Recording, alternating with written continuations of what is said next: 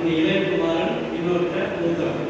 மூத்தவன் பார்த்தீங்க அப்படின்னா அப்பாவினுடைய சொல் பேச்சு கேட்டு அப்பாவினுடைய வேலையை எல்லாம் செஞ்சுட்டு அப்பாவை வேற வேலையை எது செய்வாங்க மொத்தமா பார்க்கக்கூடியவர்களா அவனுடைய குணாதிசயம்.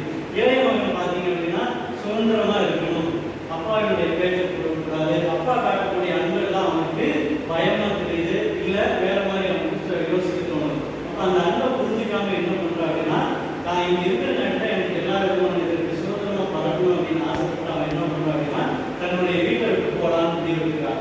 முடிவு எடுத்து தன் அப்பா கிட்ட போய் தன்னுடைய சொத்தினுடைய பங்கு கேட்கிறான். அப்படி கேட்கறது பார்த்தீங்கன்னா அண்ணன் வந்து எந்த விதமான மறுப்பும் சொல்ல மாட்டேங்கிறான்.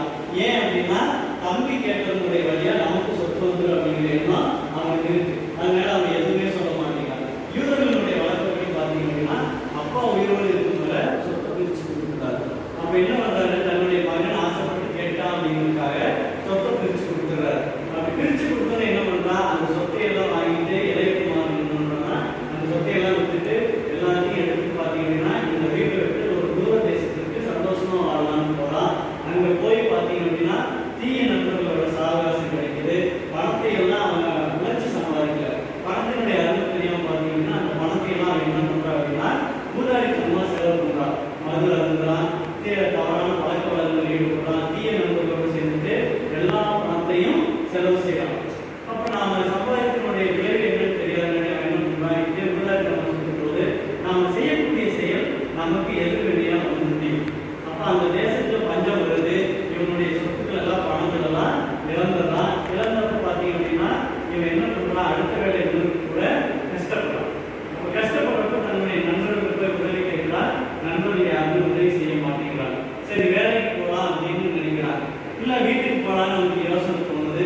வீட்டுக்கு போனா அப்பா என்ன நினைப்பாரு அப்படின்னு அவன் வீட்டுக்கு போறத விட்டு வேலை தேடலாம். யாருமே வேலை கொடுக்க மாட்டேங்கிறாங்க. இப்ப இளையகுமாரனுக்கு ஏன் யாரும் வேலை கொடுக்க மாட்டேங்கிறாங்க, என்ன காரணமா இருக்கும்? அவன் எப்படிப்பட்டவன் யாரோ தெரிஞ்சு சொல்லு, சும்மா சொல்லு. இளையகுமாரன் எப்படிப்பட்டவன், ஏன் வேலை கொடுக்க மாட்டேங்கிறாங்க? கேட்கணும் சார், பணத்தை எல்லாம் சமுதாயத்திற்கு செலவு பண்ணி யாரும் வேலை கொடுக்க மாட்டேங்கிறாங்க. கடைசியில ஒருத்தர் வேலை கொடுக்குறாரு. என்ன வேலை அப்படின்னு பார்த்தீங்கன்னா பன்றிகள் எல்லாம் மேய்க்கக்கூடிய வேலை. யூதர்களுடைய வழக்கப்படி பார்த்தீங்கன்னா பன்றிகள் மேய்க்கக்கூடாது, பன்றிகள் இருக்கக்கூடிய இடத்துல இருக்கக்கூடாது, பன்றிகளுடைய வாழையே ஆகாது. அப்போ அப்பாவோட இருந்தா அப்படின்னா அவனோட வாழ்க்கை இன்னும் நல்லா இருந்திருக்கும். தான் சுதந்திரமா வாழணும்னு ஆசைப்பட்டு என்ன பண்றான், ஒரு சூழல்ல சிக்கிக்கிறான். அந்த பாவத்தினுடைய சம்பளமா அவனுக்கு எதை செய்யக்கூடாதோ அதை செய்ய வேண்டிய சூழல் வருது. அப்ப தினமும் அந்த பண்டிகைகளை பேசிட்டு பண்டிகைகளுடைய வாழையிலேயே அவன் வாழ்ந்துச்சுக்கிறான். என்னடா வாழ்க்கைன்னு யோசிச்சு தன்னுடைய தவறை நினைச்சு வருத்தப்படுறான். வீட்டுக்கு போறான்னு யோசிக்கிறான். போறதுக்கு மனம் வர மாட்டேங்குது. பசி அதிகமா இருக்குது. சாப்பிட்றதுக்கு பண்டிகைகளுக்கு வைக்கக்கூடிய ஒருவேளை உணவு தான் அவனுக்கு தவறா கிடைக்குது. அதையும் சாப்பிட்டு வாழலாம். சரி இப்படியே இருந்தா நம்ம வாழ்க்கை ரொம்ப நல்லா இருக்கு. தவறை திருத்திட்டு என்ன பண்றாங்கன்னா தன்னுடைய அப்பாவை நோக்கி தன்னுடைய வீட்டுக்கு போறான். சரி அப்பா என்னைக்குமே பாசத்தில் இருப்பாரு, போன மகன் எப்போவா திரும்ப வருவான்னு எதிர்பார்த்து காத்துட்டு இருக்கிறார். அப்ப மகன் வரான். அந்த பையன் எப்படி வரான், அங்கிருந்து பன்றிகளோட வாடையா அழுக்கடிஞ்ச உடையோட வரான். இப்படி ஒரு மகனை சொத்தையெல்லாம் பிரிச்சு போன மகனை பார்த்தா அப்பாவுக்கு என்ன வரும், இயல்பாகவே கோபம் வரும். ஆனா அப்பா இல்லைங்களா, எந்த இடத்துலையும் அப்பா கோபப்படல. அவன் பார்த்த உடனே ஓடி போய் அவனை கட்டி பிடிச்சி தழுவி முத்தங்கள் எல்லாம் கொடுக்குறாரு. தன்னுடைய வேலையாட்களை எல்லாம் வர சொல்றாரு. வேலையாட்கள் எல்லாம் வந்து பார்த்தீங்க அப்படின்னா இவனை பன்னீரால நவன திரவியங்களால அவன் குளிக்க வைக்கிறாங்க. குளிக்க வச்சுட்டு அவன் இங்கிருந்து எப்படி போனானோ அப்படி மாத்துறான். அவனுக்கு பார்த்தீங்க அப்படின்னா உயர்ந்த காலனி அணி வைக்கிறாங்க, கைக்கு மோதணும், பட்டாளைகளெல்லாம் அனுப்பிச்சு வேலையாட்களை குடிச்சிட்டு அவனுக்கு கருவிருந்து ஏற்பாடு செய்ய சொல்றாங்க.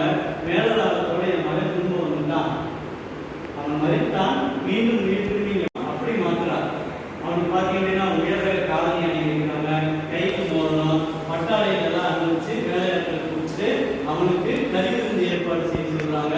மேலாளத்தோட என் மகன் திரும்ப வந்துட்டான், அவன் மறித்தான், மீண்டும் திரும்பி வந்துட்டான், அவனுக்கு விழாவா பண்றாங்க அப்படின்னு சொல்லிட்டு எல்லா ஏற்பாடும் பண்றாங்க. இந்த ஏற்பாடெல்லாம் நடந்துருக்குது. கம்பெனிக்காக போன பெரியவங்க பார்த்தீங்க அப்படின்னா திரும்பவும் வீட்டுக்கு வரான். வீட்டில் ஒரே மேலாள சட்டங்கள் எல்லாம் கேட்குது. இந்த சட்டங்களை எல்லாம் கேட்கணும்னா வேலையாட்களை கூப்பி என்ன நம்ம வீட்டில் என்ன விசேஷம் அப்படின்னு கேட்குறேன். அப்படி கேட்கும்போது பார்த்தீங்க அப்படின்னா சொத்தையெல்லாம் பிரிஞ்சு போனவங்க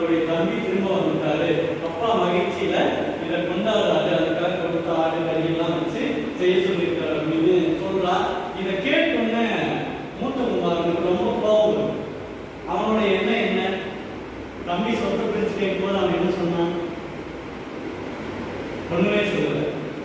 நான் கேட்காமலே நம்ம சொத்து நமக்கு வருதுங்கிறான். இப்ப தம்பி திரும்ப வந்துட்டான். இப்ப வீட்டுக்குள்ள போகாம வெளியே நிற்கிறான். அப்பா வர்றாரு. அப்பா வந்த உடனே அப்பா கிட்ட சொல்றான், அப்பா நீங்க பண்ணது சரியா? நான் உங்களோடவே இருக்கிறேன், எல்லா வேலையும் நான் பார்த்துட்டே இருக்கிறேன், சொத்துல பங்கு வாங்கிட்டு எல்லாத்தையும் செலவு செஞ்சேன், அவனை கூப்பிட்டு நீங்க விருந்து வச்சுருக்கிறீங்க, என்னைக்காவது எனக்கு இந்த மாதிரி செஞ்சிருக்கிறீங்களா அப்படின்னு கேட்கிறப்ப அவன் தப்ப உணர்ந்து திரும்ப வந்துட்டான்.